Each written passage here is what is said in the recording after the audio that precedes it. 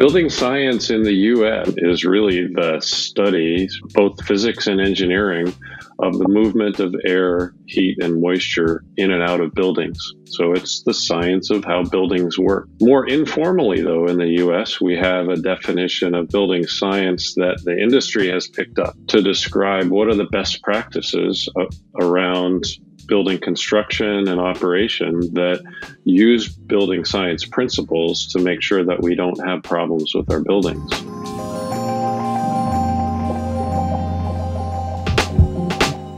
Indoor air quality is actually something that is basically defined by when it's bad, but we don't really have specific definitions for good indoor air quality. So it's avoiding when the indoor air quality gets bad, which happens when we don't have sufficient ventilation in a home, or we have some kind of pollutant entering the home, or it's generated inside the home and we're not getting rid of it, whatever.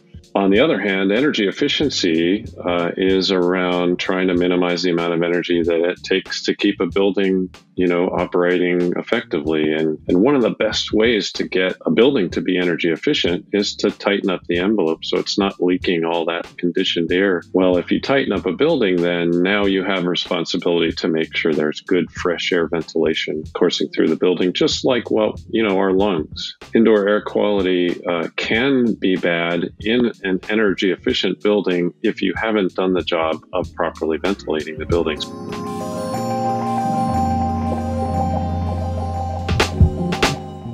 Now we are starting to get into the area where we're figuring out how to improve the ventilation systems and to measure their performance, etc. And we're moving towards what we call smart ventilation. It's kind of a colloquial term, but it means can we ventilate more or less depending on the needs, etc. It's going to be a really big deal in terms of reducing the amount of pollutants inside homes.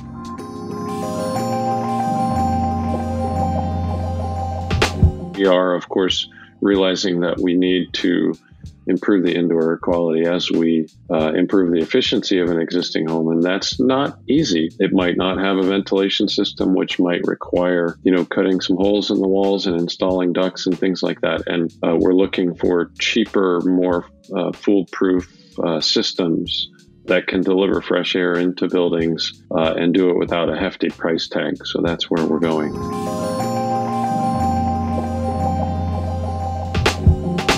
Healthy, efficient home is a term that we use sometimes to describe new homes these days that are built with a set of comprehensive specifications that minimize the risk of having indoor air quality problems.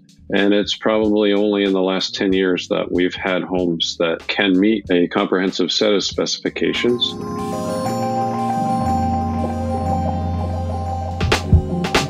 We can make a home with perfectly good indoor air quality. It's when people move in that it starts to have problems.